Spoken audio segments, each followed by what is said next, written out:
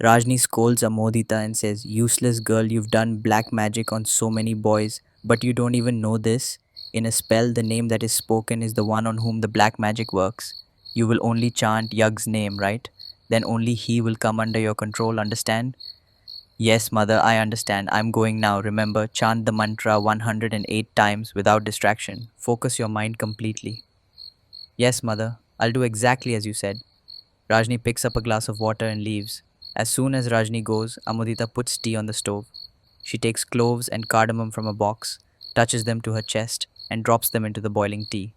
Looking at the tea, Amudita says softly, "Perfect." Then she begins chanting the mantras continuously. Outside in the garden, Yug was confused about whether to tell his relatives or not that he had accidentally opened the room where the demoness was imprisoned. While he was caught in this dilemma, Sudesh asked him, "Tell me, Yug, your uncle is asking something. You didn't open the room where the demoness was imprisoned, right? What was the number of that room?" "Yes, it was 666." Before Yug could answer, Balu Kaka interrupted. "No, young master, Yug didn't open that door. When I went to fetch him from the mansion, I saw that the door was closed and still sealed with amulets." Hearing this, Dilip and Sudesh sighed in relief, as if their lives had been saved. Twisting his mustache, Dilip said, "Good. Tell him to lock that mansion and stay somewhere else if he wants." Yug replied firmly, "Uncle, tell them I won't lock the mansion. I will live in my own house, not anyone else's." Hearing this, Dilip became furious. But before he could speak, Yug's elder aunt Janaki entered. She approached him lovingly and said, "Yug, my child, you came. I always knew one day you would return to your elder aunt. After so many years, you finally remembered me, didn't you?" Yug replied, "No, elder mother, it's not like that." But before he could finish, a few men carrying rifles arrived. They looked like Dilip's guards. One of them said, "Master, the meeting has started and everyone is waiting for you. The village head sent us." Twisting his mustache again, Dilip stood up and said, "The meeting has begun, then let's not waste time." He left with his men, followed by Sudesh. Puzzled, Yug asked Janaki, "Elder mother, what meeting are uncle and Sudesh going to?" Janaki replied, "Child, it's about the graveyard mansion you opened. The village heads of Ronkamucha and Bangla Muda have called a meeting regarding it."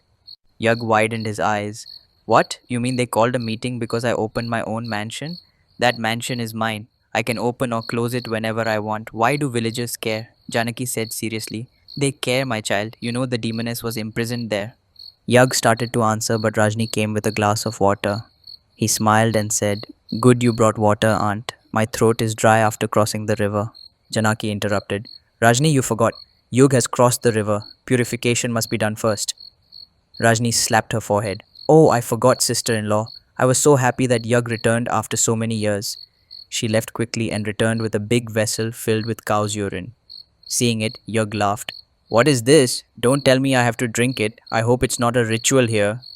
Janaki sprinkled it on him despite his protests. He complained, "Please stop, elder mother. It smells terrible." Janaki replied, "You don't know, Yug. According to scriptures, cow's urine removes the effects of evil forces. It is considered sacred. In fact, villagers sprinkle it daily in their homes to drive away negativity." Yug remained silent, knowing resistance was useless.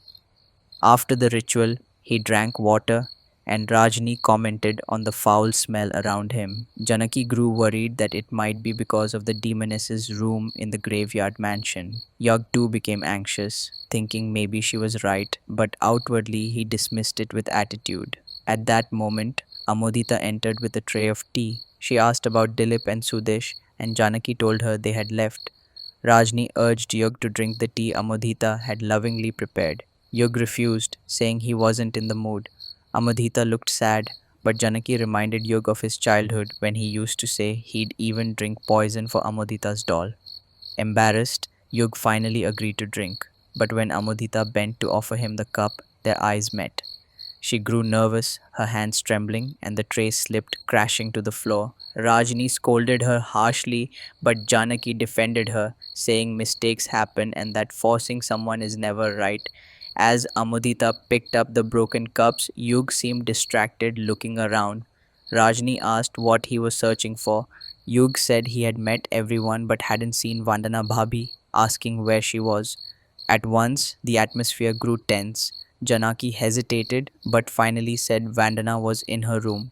Yug insisted on meeting her, recalling how she cared for him in childhood. Hearing this, Amodita froze with fear, trembling at the mention of Vandana's room. Rajni shouted at her to take Yug there.